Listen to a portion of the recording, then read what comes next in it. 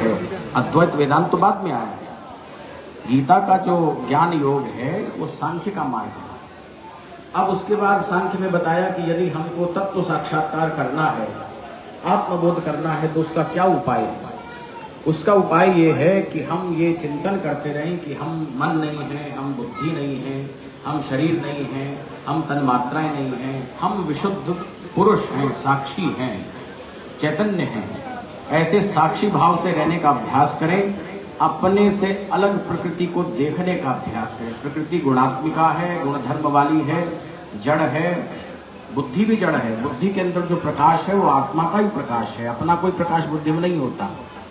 आत्मा का प्रकाश पाकर के बुद्धि प्रकाशित हो जाती है, तब वो अन्य विषयों को प्रकाशित करती है। जैसे ट्यूबलाइट सामने है, ट्यूबलाइट में अपना कोई प्रकाश नहीं है, करंट आ रहा है तो ट्यूबलाइट जल रही है, जलने का पर वो प्रकाश कर रही है, उस प्रकाश में हम लोग देखने में सक्षम हो रहे हैं। ऐसे ही बुद्धि के प्रकाश में हम पुनः पुरुष को देखते हैं, अपने चैतन्य को प्रतिलक्षित करते हैं। तो ये है सांख्य, जो ये कहता है कि भाई तुम साक्षी भाव से रहो, तुम साक्षी हो।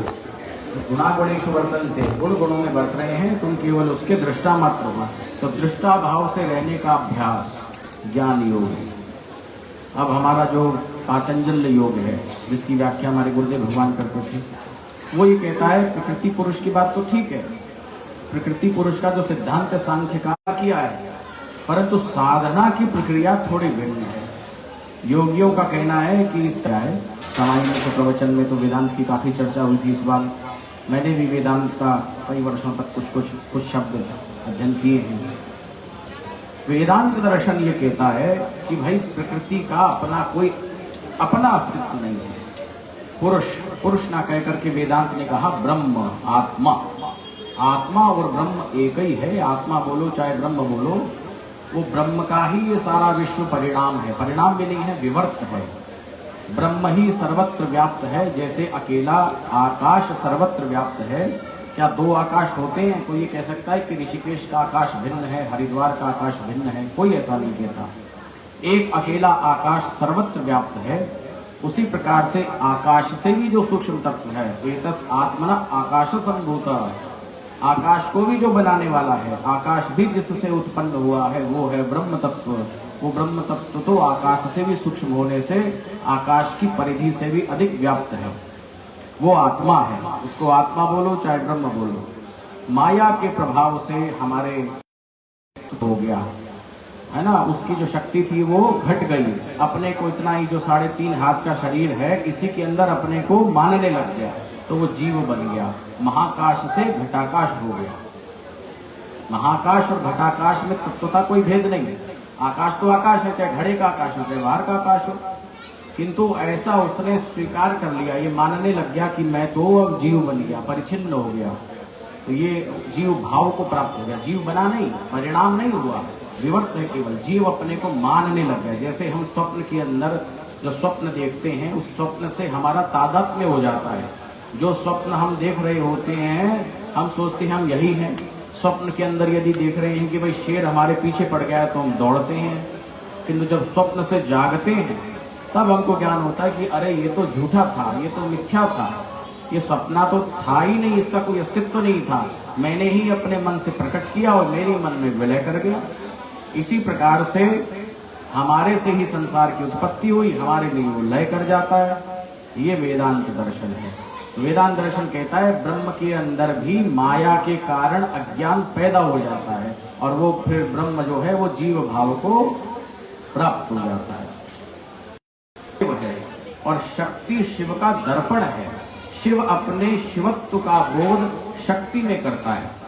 इसलिए शिव अपनी परमावस्था के अंदर भी शक्ति से समन्वित है।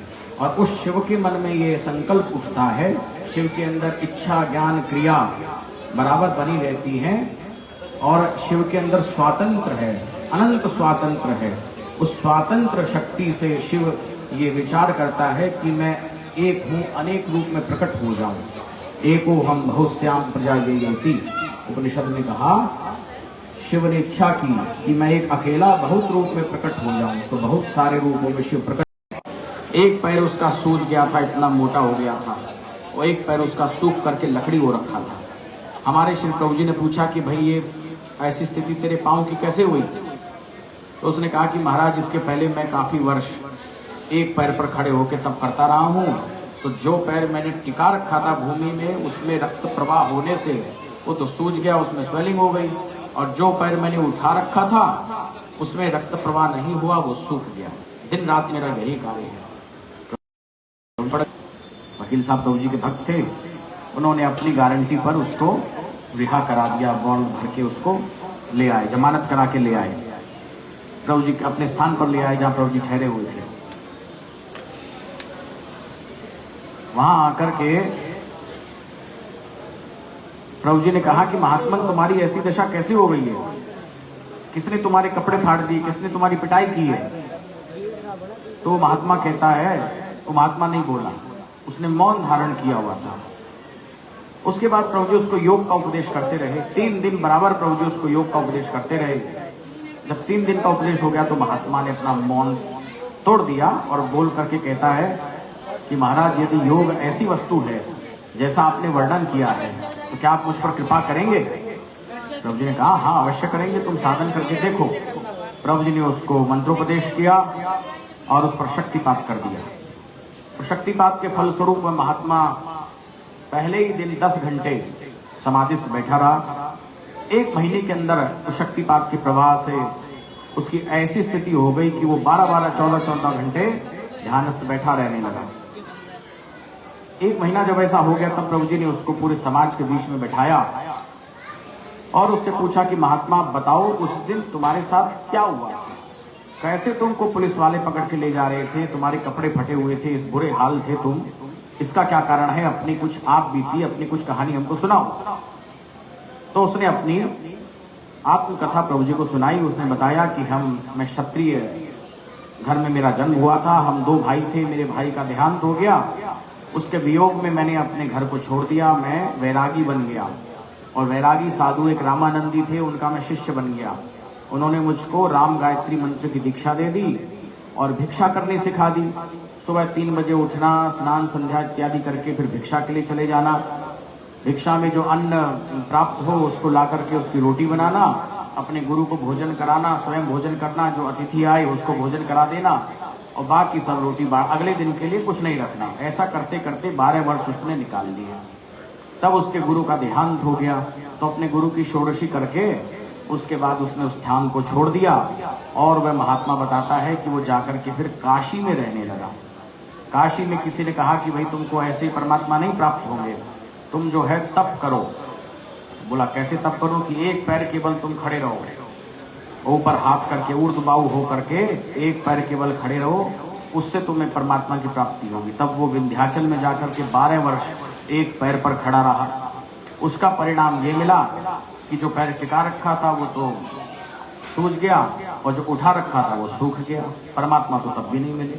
फिर उसको किसी ने कहा कि भाई तुम अन्न का सेवन करते हो इसलिए तुम में तमोगुण है, तुम फलाहार करो। फिर वो फलाहार करने लगा। 12 वर्ष उसने उस फलाहार में लगा दिए। फलाहार करता रहा बेचारा, फलाहारी बाबा बन गया। आत्मदर्शन तो फिर भी नहीं हुआ। फिर किसी ने कहा कि ऐसे तप से नहीं होगा, तुम गर्मियों के दिन में जेठ के महीने में पंचाग्नि तापा करो, मई जून के महीने में, इन दिनों में, और जाड़े के महीने में जलशय्या करो। ऐसे अपने शरीर को कठिन तप में लगाओ, तब तुमको परमात्मा मिलेंगे। उसने वैसे भी करा 2-3 वर्ष। उसी समय प्रभु की दृष्टि उस पर पड़ गई और परमात्मा दर्शन तो उसको उस तप से भी नहीं हुआ।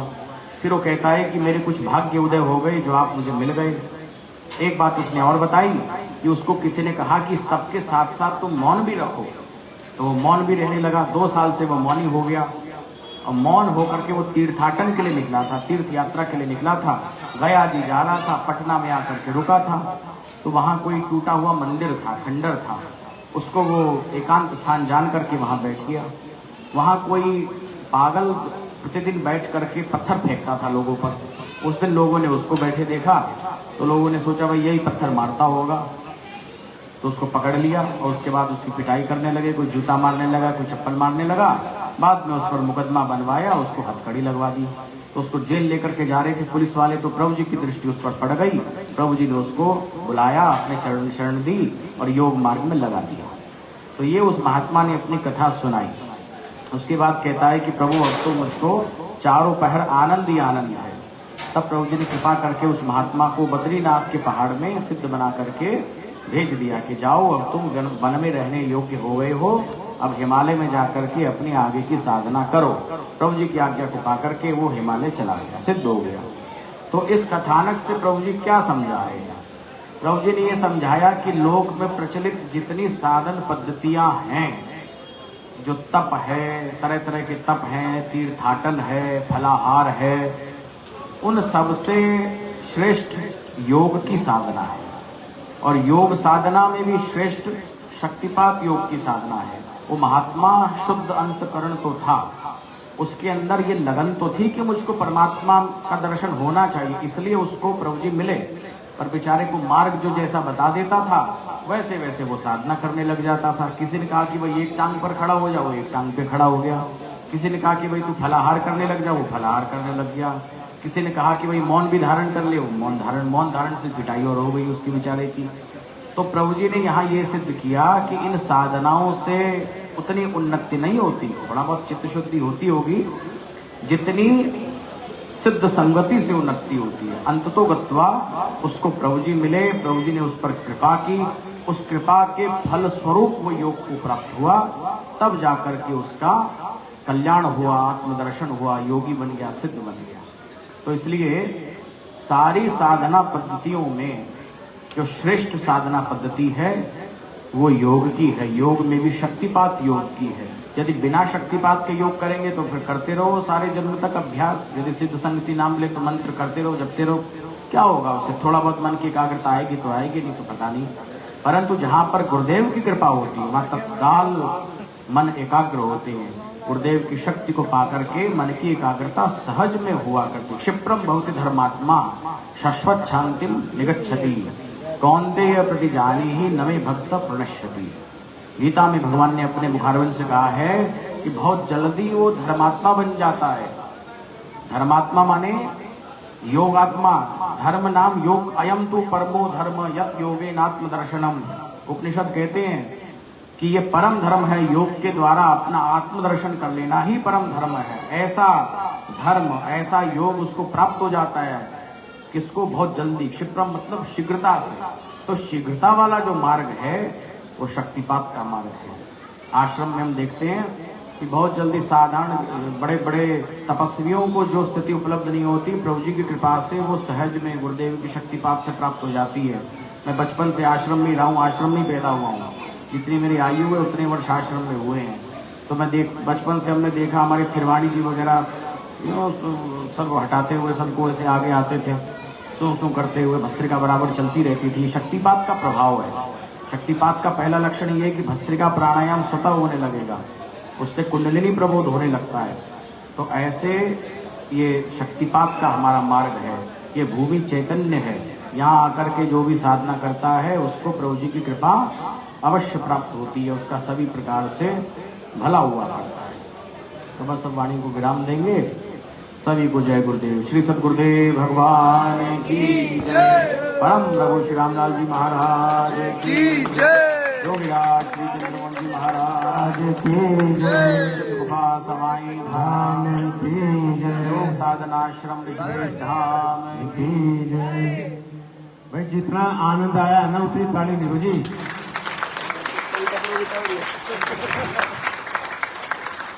ये आपकी थाली ही बताती है कि भी आपको आनंद आया है, और नींद से जाग जाओ और प्रवचन के, योग चर्चा के, गुरु जी की चर्चा के, प्रभु जी की चर्चा का आनंद लो।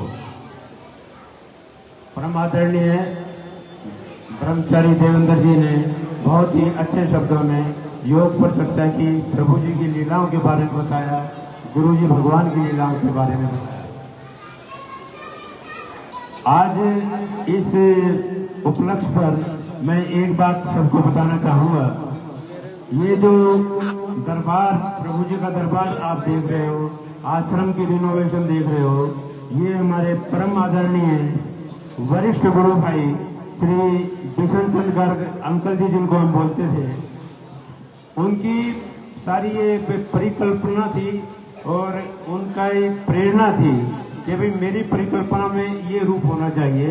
और उसी रूप के अनुसार उन्होंने जैसे जैसे गाइड किया, जैसे जैसे प्रभु जी गुरु जी ने माध्यम बनाया, उस हिसाब से ये एक रूप, नया रूप आप लोगों के सामने आया है। जो वे किशन शंकर हमारे अंकल जी, उनका गोलोक धाम 10/9/2022 को हो गया।